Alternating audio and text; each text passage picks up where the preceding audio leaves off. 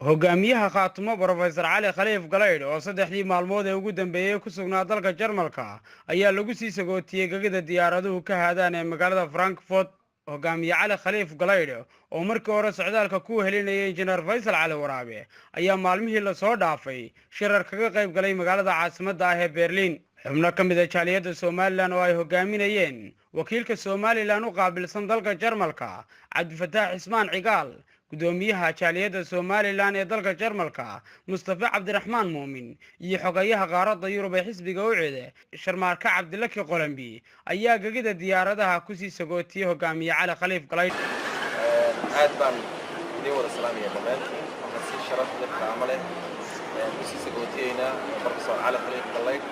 oo maanta laga tagaya iyo Faysal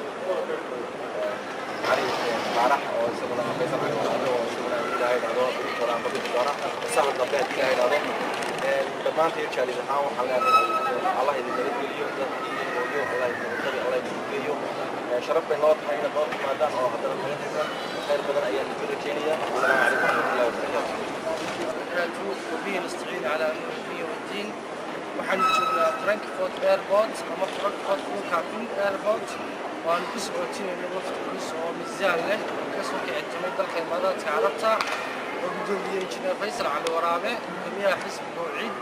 يمدحونها خاتمه وعلي حوي على خليل مرسله علي قرقاب وحن سولوا اللي ذلك ترملك مثلا عم بيجي سكوتين الناجين الدياردون كهذا هذا فرانكفورت Ambassador Cabdifataax Ismaan Cigaal ayaa Saab TV uga warbixiyay shirkii labada mas'uul kaga qayb galeen magaalada Berlin iyo xiriirka Somaliland iyo dalka Jarmalka. Cabdifataax ku soo dhawow warbaahinta Saab TV bal waxaad nooga warantaa ugu horeynba wafdiga Somaliland ka socday ee Professor Cali Khaliif Galeyd iyo Injineer Faysal Cali Waraabe ka koobnaa maalmihii u dambeeyay dalka Jarmalka marayay adiguna aad runtii qayb ka hayd waxyaabihii u qabsoomay.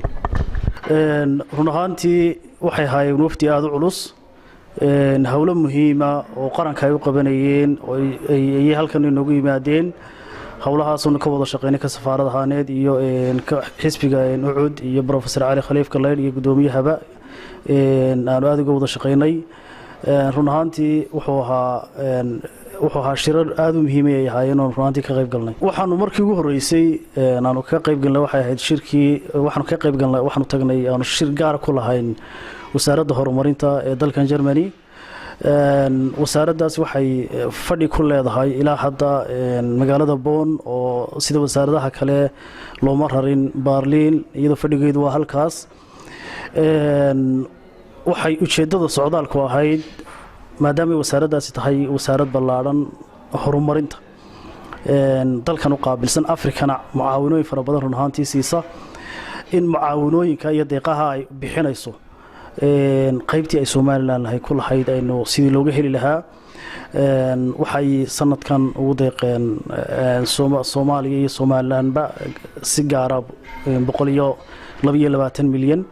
gabagabadii waxaa hadallo dardaaran iyo dhiirigelin ah goobta ka jeediyay hogaamiye Cali Khaliif Galeyd oo bulshada Somaliland iyo Khaatumo ee dalka Jarmalka ku booriyay inay gacmaha isqabsadaan. waa ku faraxsanahay in labada jaaliyadood hadda ay annakunba xagga wada hadallada ka wadnay inay iyana isku dhiiradaan oo hawlahan oo kale ee aan wadaagno iyaga laftooduna ay ka qayb galaan ama ha noqoto ra'yigooda inay ka baxsadaan sida wax u socdaan taageera looga baahan yahay ama ha noqoto iyaga laftoodu inay noqdaan dad arrimaha dhulkii ka taagan ee ina wada taabanaya iyaga laftoodu doorkooda ay ka yeeshaan isbartaan taasaan idinkana idinkula dardaarmaya aad iyo aadna u mahadsantiin nabadgelyana. Sakariye Jailani Saab TV magaalada Frankfurt ee waddanka Jarmalka.